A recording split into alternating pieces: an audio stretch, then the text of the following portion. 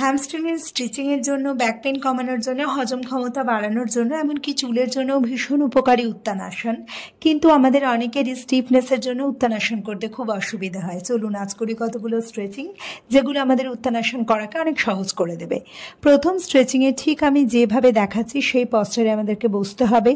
এরপরে শ্বাস ছাড়তে ছাড়তে একটা পায়ের হাঁটু স্ট্রেট রেখে সেই পায়ের পাতাকে গ্রিপ করে হাঁটুতে থুতনি ঠেকানোর চেষ্টা করতে হবে এবং শ্বাস নিতে নিতে কোমর সামনের দিকে বেন্ড করতে হবে। শ্বাস ছাড়তে ছাড়তে হাঁটুতে থুতনি ঠেকাবো, শ্বাস নিতে নিতে কোমর সামনের দিকে বেন্ড করব। একই রকমভাবে স্ট্রেচিংটা আমরা অন্য পায়েও করব এবং দুই পা মিলিয়ে আমরা মোট 10 বার এই স্ট্রেচিংটি করব।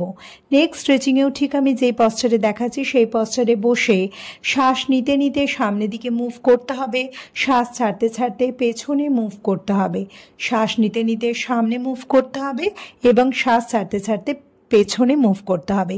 একই রকমভাবে অন্য পায়েও স্ট্রেচিং করব। এটাও আমরা দুই পা মিলিয়ে মোট 10 বার করব।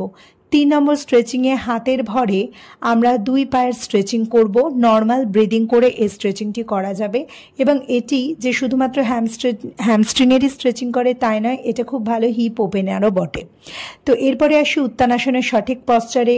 সোজা হয়ে দাঁড়িয়ে হিপসটাকে পেছনে সামান্য পুশ করে আমাদেরকে শ্বাস ছাড়তে ছাড়তে নিচু হতে হবে। আমাদের শিরদাঁড়া যেন রাউন্ড না হয়ে যায়।